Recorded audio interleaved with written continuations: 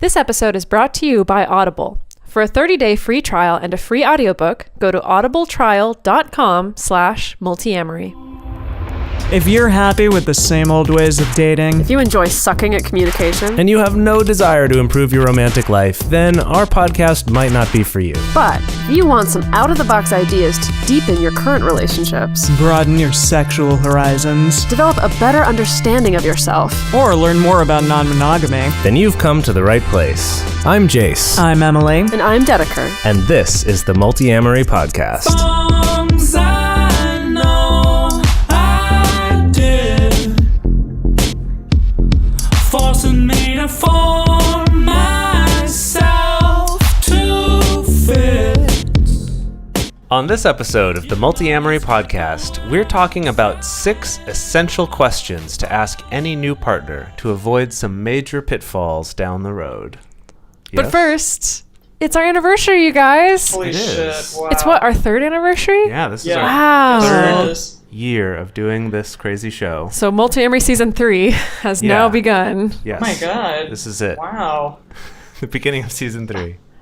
It's so crazy. And like, how many episodes do we have now? Like almost, This will It's like be 130? 133. jeez.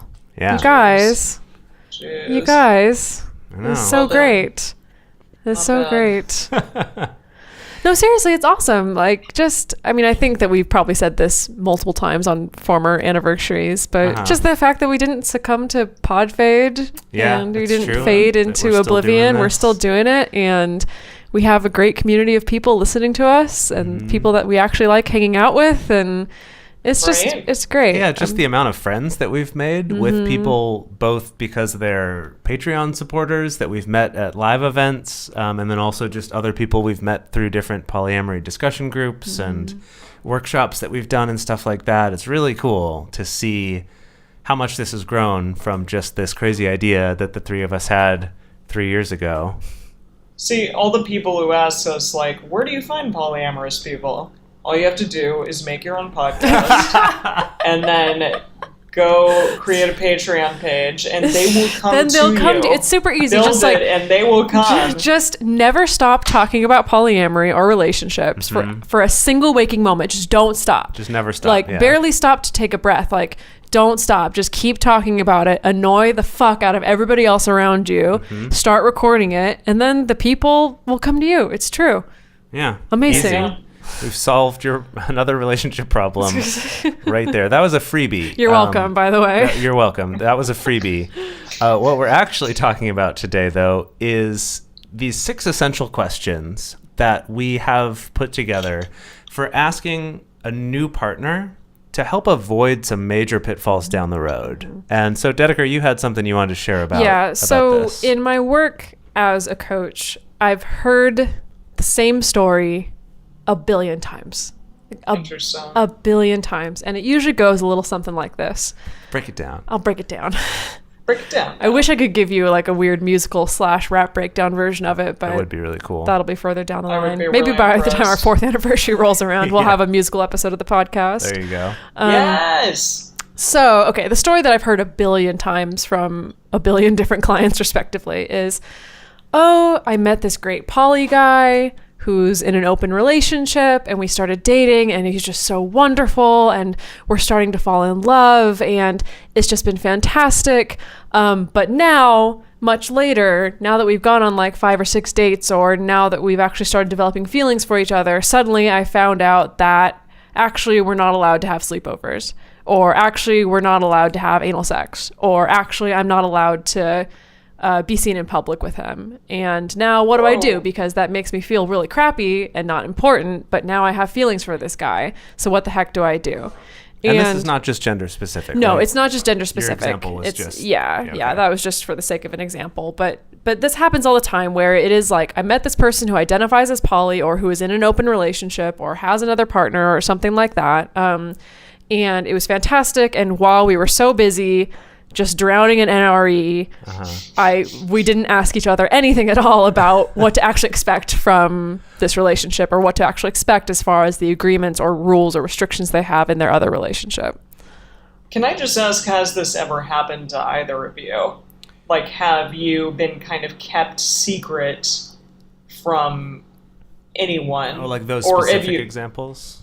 Yeah, I mean, I was just trying to remember if like I guess all of us haven't been secondaries. We have, but not like to the extent that this might happen, I guess. Or we've been secondaries to people who are pretty damn open. There's a whole range. Yeah. There's a whole range of ways that this can look. And yeah, of course. As in Dedeker's example, this does primarily come up with people in primary hierarchical relationships with somebody else, where there's some third party who's kind of setting some rules or limitations on your relationship. That's where a lot of this comes up. But that's not the only way that this can come up. It can also just be that person personally has certain limitations on things that they actually want in their life or things they've already decided they don't want. I've been on the other side of this, where I was in a relationship with someone for a few months, and during a conversation when it finally came up that I didn't want to like create a home and settle down with any partner, her or anyone else, that shortly after that she broke up with me, and that was one of the reasons, was just I can't get past that. That's something that is important to me to have as a possibility in any relationship. So it can go either way, but it's a simple thing that we often don't think to ask, and we don't really have a cultural script for asking it. Right. Because in monogamous dating, there's just this assumption that everyone eventually wants to move in with someone and that they eventually want to have kids with them if they find the right person, right? That's the story we're told. So no one, we're not really taught to go in asking, hey, what is it that you are looking for? What is it that you're available for? And then in polyamory, there's this added level of another partner possibly influencing their decisions. Yeah. So I think it's really especially important to get this kind of information early on, and especially if you are dating somebody who has other partners, and especially if they're other long-term partners, because that means that you're walking into essentially an entire ecosystem that's already been going on, functioning or maybe not functioning, for this entire time before you showed up. And it's really important for you to figure out, like, where do I actually fit into this? And is this something that I'm okay with how I fit into it? And so there has been this list of questions floating around the internet, which has been labeled as quote unquote the glass ceiling questions. If you Google glass ceiling questions, you'll find it. And it's a very long list of questions. And that's good. It takes through all these very specific questions of asking about agreements in your other relationship or asking about restrictions and things like that. And if you want to use that list of questions, that's fantastic. However, we wanted to come up with something that was a little bit more practical, a little bit more easy to remember, and a little bit more fundamental, I guess, so that even if when you're starting up a new relationship with somebody, like, okay, these are the important things to ask about so that I can get a sense of the lay of the land before knowing whether or not I want to get more intimate with this person or if I want to step back. Or even just, I'll develop this relationship, but I will at least know these things about it, so I'm not going to be blindsided by them later on. Right. They're not necessarily deal breakers. Not at all. However, depends on your situation. Yeah, absolutely. And wasn't the list initially, the one that we looked at was 26 questions, but we've known them to be like as long as 50 questions. Yeah, there's some longer versions. So we're trying to too. truncate this a bit. Yeah. So what we were working on coming up with was an easy way to remember this. So when you're out on that first date, or if you're having a video chat before your first date, or even just messaging, that you're not going to go, I brought my printout here, or let me pull up these 50 questions to grill you on. That instead, you can just have in your head, let me go through this mnemonic. Have I covered all of these things? And then you at least know that you have a foundation. This isn't meant to be exhaustive, but you'll at least get a good sense of what to expect from this relationship. Yeah. So what's our mnemonic? So our mnemonic is the word movies. So the joke here is that if you remember from our first dates episode, we said that going to the movies is a shitty first date, and I don't recommend it because you're both sitting there not talking to each other. Interacting. It's just not a good way to get to know somebody. But so don't take your date to the movies, but do take them to the movies by asking them these 6 questions. Okay, so movies, M-O-V-I-E-S.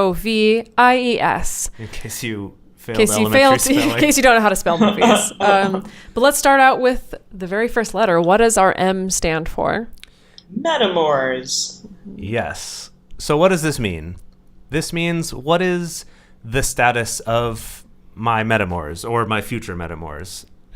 This is things like, do you have a don't ask, don't tell policy where you can date other people but you don't talk to your partner about it? Am I allowed to contact your partner? Are you expecting that I'll have a relationship with your partner too, and not just you? These are things that a lot of times we don't even think about, but can come up later on. And be shocking. Yeah. Where your partner thought this was going to be a threesome. Exactly. I didn't know I was going on a date with him or her as well. Right. A whole host of and I mean, it makes there. sense because when you're going out on a first date, you're usually so focused on just the relationship between the person sitting across the table from you that you forget to think about like, oh, right, this person does have other partners attached to them. And so it is important to figure out what are the expectations. Because either the extreme of the expectation is that you will never contact my other partner, or the other end of the spectrum of the expectation is you will get into a full-blown romantic and sexual relationship with my other partner also. Both of those can be equally problematic, but those are definitely things that if you know those sooner rather than later, it won't be a nasty surprise later on. Yes, Emily?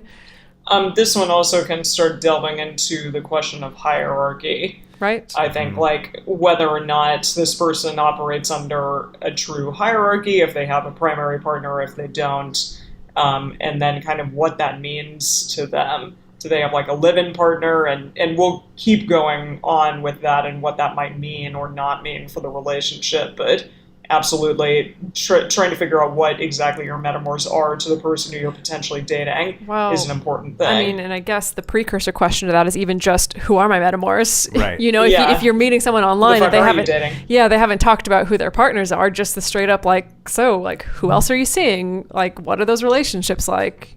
And next we have O, which is openness. So what we mean by this is not how emotionally open are you, or kind of these vague questions. I mean, you can ask that if you want. Sure, but the point of this is... I wonder how someone would ever answer that. I'm actually not very emotionally open. Sorry, I'm closed. Good luck with that. Sorry, yeah. No, what this means is how open are you about being polyamorous? Because this is important for things like, can I be seen in public with you? Is it okay for me to post something about us on social media? Which social media? Can I tag you in things or not? Are there parts of your life where you're in the closet about being polyamorous and it needs to stay that way? And then this can also transfer into things like, if you know them through work, or maybe are connected to them through work, that might mean that any sort of work function, you have to act totally platonic together. So these can also just, like I was saying before, are not just about a primary partner putting rules on you, but also just practical things as well. And I think like Em was saying is that these things aren't necessarily straight up deal breakers, that it's just for you to know, that if someone is in a situation where they can't necessarily be affectionate in public, or there are certain spaces where they can't totally be open, then that's just good to know ahead of time. Right. Yeah. I mean, I have some friends who are in the industry and they don't want their coworkers or the people around them to know that they're poly because it might affect their performances or anything, or like how people see them or view them. So absolutely. And that happens in a ton of different industries where people are worried about that. Whether or not that's how valid a concern that is up for you to decide for yourself and for them to decide for themselves.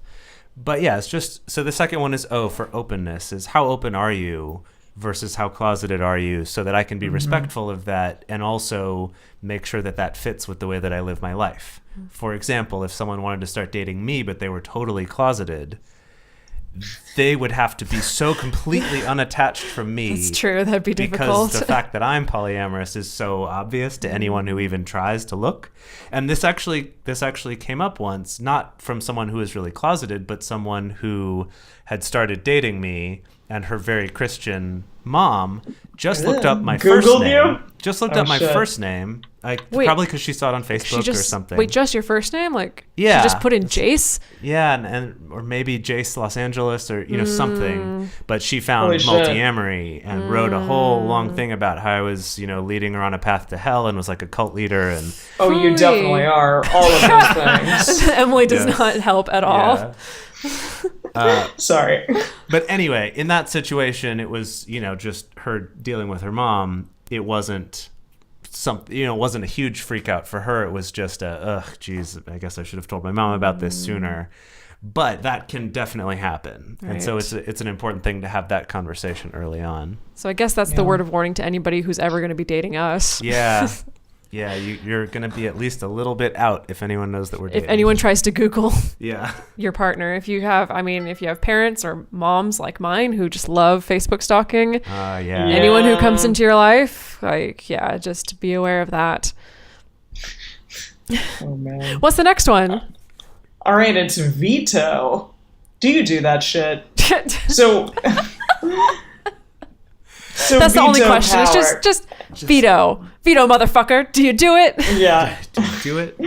I would say at least for me, and I think the stance we tend to take on this show is if anything on this list was a deal breaker or what I think should be a deal breaker, it would be this one. There is some nuance to the question though, right? Is just Well, yeah. and well, no, I mean, yeah, it's like, do your partners have veto power potentially, or do you have veto power even with them? Mm-hmm. Like, I mean, I'd be interested in that. Like, do you practice that within any of your partnerships? Because to me, that would mean like it would be a hierarchical partnership in some way. That Somehow, one yeah. person Somehow, yeah. has veto power over another potential person. Well, there's other sort of nuanced parts to this that I have Sure. heard of some people trying to make the argument for defending veto by saying, well, because we have kids is often used as an excuse for veto, but because we have kids, we have the right to veto veto the other person's partners within the first 3 months, but after 3 months, then we can't veto anymore. Where it's Interesting. sort of like if this sets haven't off heard red that flags one. for me. Oh no, I've definitely Yeah, heard me this one. neither. But there's like a Me neither. sunset clause on the veto. Yeah, that's power? the statute of limitations question. It's in the Oh, 26 I see. questions That as makes well. sense now. Yeah. But that's what that is it means, or maybe it's only 1 month, or maybe it's they just have to have met you first before the making relationship decisions about. can progress to I see. having sex or past more than a couple dates. Or there's different ways this can look. It's not just a straight up veto. There are nuanced ways. Of course. And it is up to you to decide which of those you're okay with, if any. I just always wonder, like, with vetoing, what exactly is it about another person that would make a partner say, like, no, you're not allowed to date that? Like, they know you better than you know yourself or something. Oh, it's like, this person's going to that's- be bad for you, or I don't It's- even know. It's just so weird to me. Yeah, it happens though. It happens so Absolutely. commonly. The thing is though that the reason, I mean, I don't want to get off on a whole tangent about veto. There have been plenty of people in the poly community have covered the toxic nature of veto so many times. That's not where we want to take this episode. But I just think that the insidious thing about veto agreements is because of the fact that it rarely is this direct, like, I get to give a yes or no on whoever your partner is, or like, I'm going to say no and then you automatically break up with them. Like, sometimes it's that yes, but usually it's more subtle. It is more of, well, we're going to come together and talk about it. And if we decide that this person's just not good, then we're going to decide to, it's like our agreement is going to be that you're going to break up with this person, essentially. Yeah. That it can couch itself and hide itself in something that seems much more reasonable when it really is still quite toxic. And I think that's why it becomes common, is because no one thinks like, well, I'm the asshole who wants to dictate my partner's love life. They just think any other number of reasons of like, well, I just want to protect our marriage, or I want to protect our family, or I just want to make sure that we both feel good and that we're strong in this. It Yeah, can be they masked. get too involved or something. Yeah, it can be masked with some very good intentions.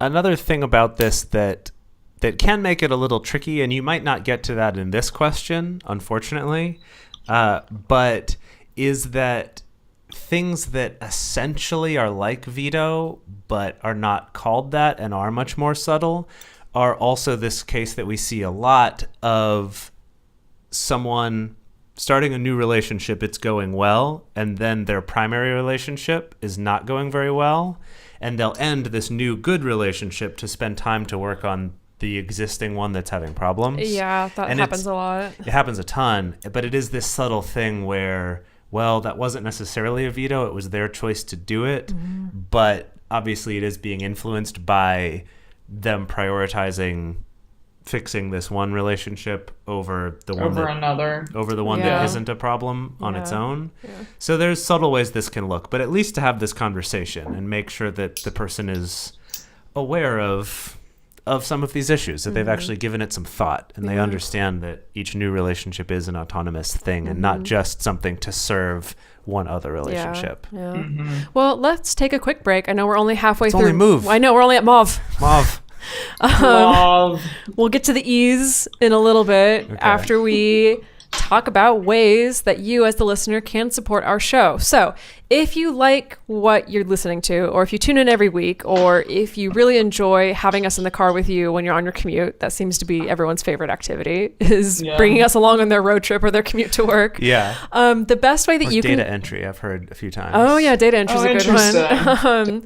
So if we're making your work life a little bit better, the best way that you can thank us is by supporting us on Patreon. So if you go to patreon.com/Multiamory, you can become one of our Patreon supporters, and you can choose to support at any level. You can give as little as $1 a month if you want. And for different levels, we offer different, essentially, benefits packages to you guys. So at the $5 a month level, then you get access to our private Facebook group. That's totally private. It's invite only. And that's become a fantastic group where people reach out if they're having a bad day, or if they had an argument with a partner and they're trying to figure out their feelings, or if something really good happened and they just want to post silly pictures of them hanging out with all their partners. Or they just want some creative solutions to, hey, here's my situation. I want to be able to do this with both my partners. Has anyone done that before? Right. And someone, people can give their suggestions based on their experiences. Yeah. I found it's great for that. For finding people who've actually gone through something similar to what you've gone through, instead of just thinking about ideas abstractly. Yeah, definitely. So we've definitely found that people have found it to be a great resource. We also love interacting with the patron group as well. So we can get a little one-on-one interaction time as well. So again, you can go to patreon.com/Multiamory to sign up to be a part of that. Yes. The next thing that you can do is to leave us a review on iTunes or on Stitcher, whichever one you use to listen to podcasts. It helps us a lot. It takes just a couple minutes of your time. It's real quick. But writing a review helps us to turn up higher in search results, and it helps other people to actually follow through on clicking and listening to some episodes and seeing if this might be something for them. Our pie in the sky goal is that everyone would understand that there are other options for how to do relationships, and that whichever one they choose to do for themselves, they do knowing that they have options and not just because that's the only default, and to destigmatize non-monogamy and polyamory. And so the more people that listen to this podcast, the more that's going to become a reality, which in turn benefits you and everyone who's doing this. So I know, right? It snowballs into this huge thing. So if you just take a moment and write us a review on iTunes or on Stitcher, that'll help us a ton. And our lovely, lovely sponsor for this week is Audible. So after you've listened to the Multiamory podcast on your ride home or wherever you may be, in the car or walking on your daily walk or something, you can go and listen to an audiobook with our free 30-day trial code and a free audiobook. So just go to audibletrial.com/Multiamory. And then you'll get, that free 30-day trial and then a free audiobook. And also a little kickback goes to us, which is very, very appreciated. Jase, didn't you just cash in like 1 billion Audible credits because they had piled up recently? Yeah, so when you actually join Audible, if you stay on past the 30-day trial, there's a few different plans. And I had the one where I got 1 credit a month. So you can either just buy the audiobooks straight up and they cost different prices depending on the audiobook, or you can get a credit or a certain number of credits every month that you can trade in for a free audiobook regardless of its price. So, if something's on a really good sale, I'll just buy it. But otherwise, I'll use my credits each month. However, since I've been traveling, I just haven't been listening to as many of my audiobooks because I had a few long ones and I sort of got behind on it. So my credits had accumulated and I had like 5 of them or something. And I just went on a crazy shopping spree and bought a ton of audiobooks. What'd you get? Well, so one of the things I want to talk about today is that on Audible, in addition to audiobooks, they also have some like lecture series and things like that. I love the lecture series. And then and those could be not specifically academic lectures, but just lectures by, philosophers or just public speakers or things like that. But then they also have these things called the Great Courses. And these are actually audio from classes at various universities. And so I got one of those that's a huge, it's 30 hours of content that's all basically like Business 101, which I thought would be useful for Multiamory. So that's one of the ones I just got that I'm excited about.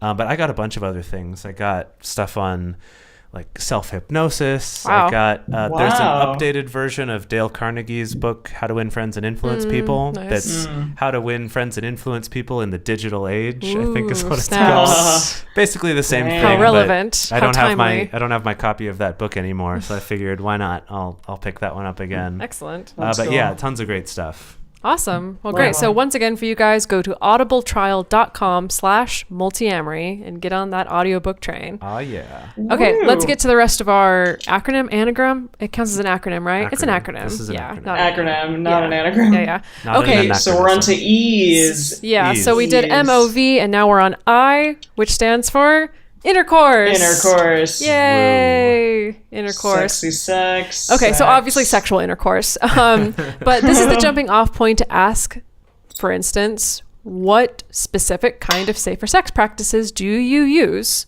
for yourself and with other partners? Because it is also important for you to know, are you fluid bonded with somebody?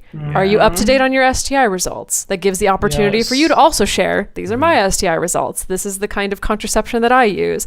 These are the practices that I use with other partners, so that we know this ahead of time, so that you're not getting into a situation where it's after you've had sex and you realize like, oh, this person doesn't use protection with X, Y, and Z person, and maybe you feel okay with that, maybe you don't. Right. It can also be a jumping off point talking about sex in general. Again, if your partner has a primary partner or is married or something like that, to ask, are there specific sex acts that are off the table? And again, that may be a deal breaker for you. That may not. For me, that would be a deal breaker if it was something really arbitrary, like spanking is reserved only for my primary partnership. And it's like, I mean, I don't even have a huge spanking fetish, but it's like, I like the idea of having the option. Right. And it just seems silly. And now that you told me that you can't spank me, now I want it even more. God damn it, spank me! Yeah. Or the even more common one of like, are we going to have to wait a certain period of time before your partner's comfortable with us having sex? That's one that comes up really often. Yeah, where primary relationships will have certain hoops that you have to jump through before you're allowed to have sex, whether it's meeting them, whether it's having dated for a certain amount of time. Or if it's we all Or have to have having- sex together first. Exactly, we Yeah. all have to have sex together, yeah. Lots of different ways it can look. It can also be wrapped up in the safe sex thing, especially if they're fluid bonded with at least one other person. They might say, well, all of us and you need to wait a certain amount of time and get tested before you're allowed. The 3-month thing. There's a whole range of this, and it's a really important thing to know because it sucks when you think you're about to get it on and you're making out and it's all great, and then It's all like, of a sudden, actually. ooh, actually, Yeah. these things. Yeah. Or even Yeah. worse, you do have sex and then find out later, actually, I wasn't supposed to do that because technically my partner has to say it's okay. So Right, when but- you meet them, could you just not Just pretend that we mention didn't that? do that. Whoa, Yeah. that's yeah. fucked up. And this It's is, fucked up, but it happens, It man. happens. It happens. Jesus. and being Okay. stuck in the middle of somebody else's life Yeah, sucks. definitely. Not a good Yeah, position that's to be insane. Definitely. Jesus. Hopefully All right. you bring up the intercourse question and there's none of this bullshit happening and it's just like, yeah, intercourse, great. Let's Right. do it. Let's do it. in. Or if they, if they do have some things, you'll at least know going in. Yeah. So you can make plan- an informed decision. Exactly. Give your informed consent. Yeah. Yes. All right. Yeah, What's the at least next you're one? asking questions. All right. So, we're on to E, events. So this is a lot of different types of events, such as play parties, family events, holidays, vacations. Are these off the table? Because sometimes potentially they might be. Like, you know, am I allowed to travel with someone? Yeah. Am I allowed to go to Thanksgiving or, I don't know, even Valentine's Day? Yeah. Is that a thing that I can do with you, or are you going to be doing that with a primary partner or someone more established or someone else? Can we spend like a long weekend together? Is that going to be Yeah, an like issue? can I travel with you? Yeah. This also is related to what we were talking about before about openness. If it's, for example, work events are off limits because of that, or I have regular family events, but those are all off limits because, you know, my grandma won't leave me any inheritance if she finds out or whatever it is, Jesus. right? It's just about money. It's really Always. just very practical. It's just about money. Or like Emily was saying, that it could be more that you have a primary partner, or I'm sorry, that they would have a primary partner who would put limits on you. For example, they can go to play parties, but you can't go with them. That's something that's just their special thing to do. Or even to the extent of there's a certain restaurant that's our restaurant, so sorry, we can't go to that. I've heard of that one actually coming up. Yeah. That one's not Interesting. quite event related, but it is along the same vein of... That's what I mean. This one's a little bit broader of what are the events we could do together that are off limits, aside from just the intercourse ones, which we already talked about. And this can also, you know, if, for instance, you ask this new person and there aren't any kind of particular restrictions or things like that, this can be a jumping off point to go on to ask, like, okay, great. Do you have a particular strategy for figuring out splitting up time for events? You know, especially if there's like a holiday coming up or something, it's like, well, what are your plans for like, how do you handle Christmas split between 3 partners, or how have you handled that? You know, just to get their sense of philosophy on how to do time management and how they feel about being able to make sure that everyone in their life feels special and feels considered on special days. Yeah, we've done multiple episodes on that fact, on the holiday and events. And trying to kind of time manage between certain partners, but that's absolutely an important one. I think if we wanted to keep going deeper with this and broader, I mean, this could extend to asking about life events also.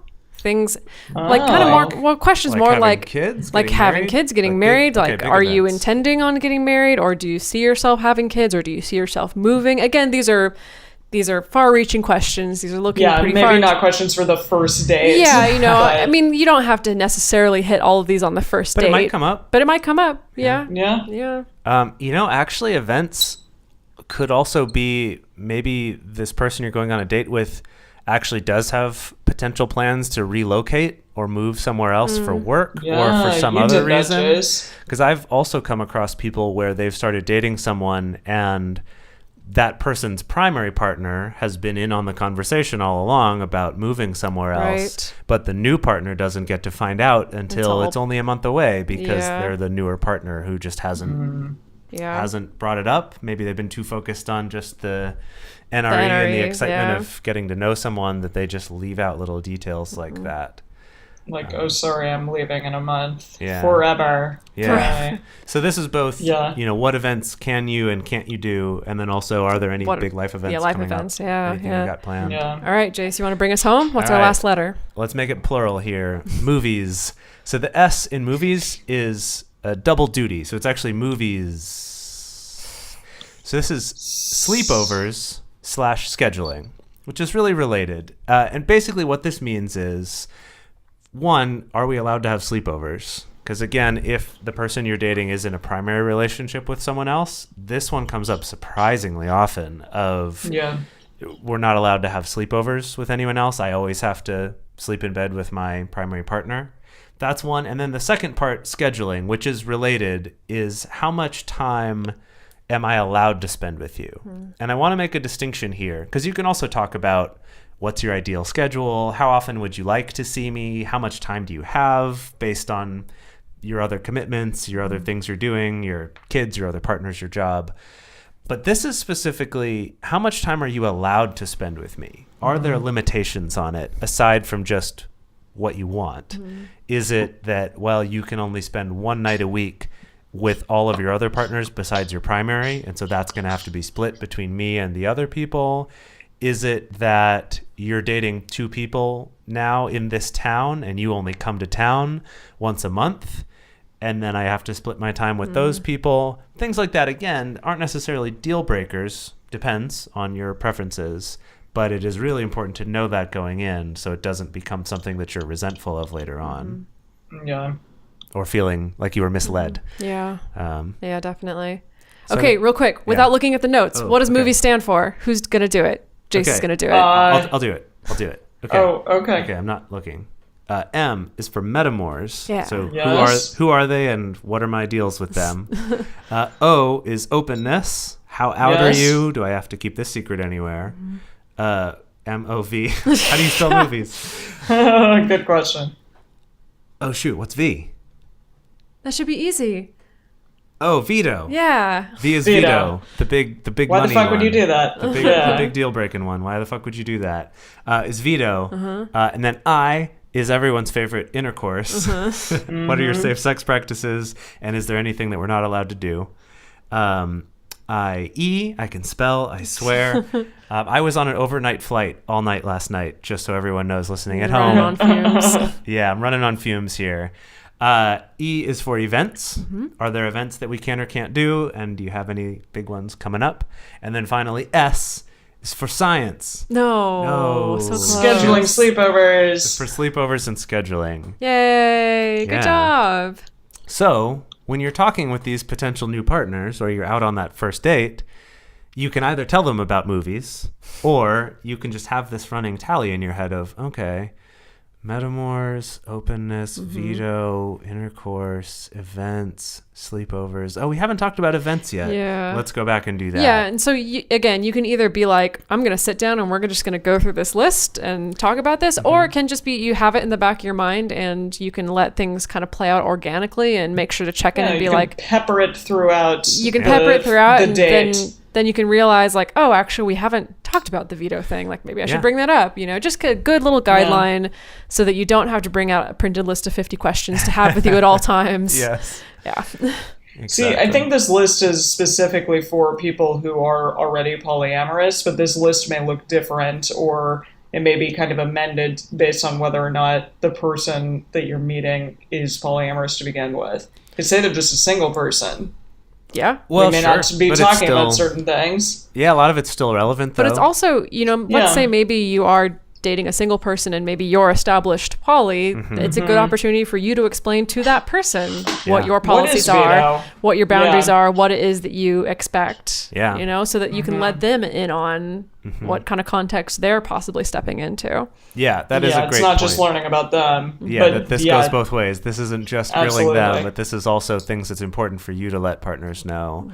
Totally. And also thinking about if a person were single or maybe they're new to polyamory, not only is it good to have a discussion about some of these things because they might not even be aware that these are potential landmines coming up, but is also a lot of this just applies anyway. The Metamors question is essentially asking, are you dating anyone else? Because most single people are used to just leaving out that detail. Yeah. But as a poly person, you get to say, hey, are you? Yeah. That's fine with me. I'm totally cool with that. Let me know. Yeah. Yeah. And then openness is related to that of, how open are you about your dating life in general? Are you okay with being seen places together? Veto maybe wouldn't apply so much for a single person, although I do You think can the talk question about your of philosophy and maybe Yeah, I'd be interested to know if they did it in the past. Well, for me, I feel like that would be my opportunity to explain what veto power is and also explain that I don't jive with that and that's never going to be something that's going to be part of our relationship or part of our agreements. I was going to say if this person is new to non-monogamy, it could also be the question of if you met someone else who wanted you to be monogamous with them, would you Right. just break up with me to do that? Or do you know where you stand on that yet? And maybe that's a little blunt to ask on a first date, but it is a good question to keep in mind. Yeah. Intercourse, obviously asking about their safe Safe sex sex. practices and what they do and showing that this is something you can have an open dialogue Yeah. about is Yeah. important. Yeah. Events also make sense. Just what events do you have going on in your life? And also what kind of events might you want to do together? This could also be a positive thing rather than looking for problems. And then sleepovers and scheduling, I think also still applies. Yeah. Of do you actually, a great question is, do you like to spend the night? Yeah, because that's some people true. don't. Yeah, That's true. Right, because there's that trope in TV and movies where if someone doesn't let you spend the night, they're being a jerk, or if someone doesn't want to spend the night, they're being a jerk. And so sometimes people are hesitant about that. And I actually had a partner where, just for whatever reason with each other, we were both kind of happier not spending the night together, but we did for a while because we both kind of thought, assumed that I'd be a that's jerk if I didn't want to do it. And once we interesting. eventually talked about it, we realized, oh, I sleep so much better if I just go home. They're like, oh, yeah, me too. That'd be great. That makes sense to Yeah. actually ask that. Because, I have had situations where people have misinterpreted me leaving to not spend the Sure. night, thinking that I wasn't interested. And when I'm just like, nah, man, I just want to have fresh underwear. Yeah. So it's a great, Yeah. great conversation to have. Oh. Yeah. Well, this was great. So, again, go to the movies. Don't actually go to the movies for your first date, but go use the movies. Use the movies. Use There you the go. movies. Don't go to the movies. Use the Use the movies. movies. Use the movies. All right. So, if you would like to have your question or your comment played on the show, you can call us at 678 MULTI 05. You can also email us at info@multiamory.com, or you can send us a message on Twitter, Facebook, or Instagram. To support our show and join our private Facebook community, go to patreon.com/multiamory. Multiamory is created and produced by Jase Lindgren, Emily Matlack, and me, Dedeker Winston. Our episodes are edited by Mauricio. Our social media wizard is Will McMillan. Our theme song is Forms I Know I Did by Josh and Anand from the Fractal Cave EP. Forms I know I did, forcing me to form myself to fit. Hi, I'm Mike Joseph from the Jericho Chronicles radio show and podcast, and you're listening to a Swingset podcast at swingset.fm.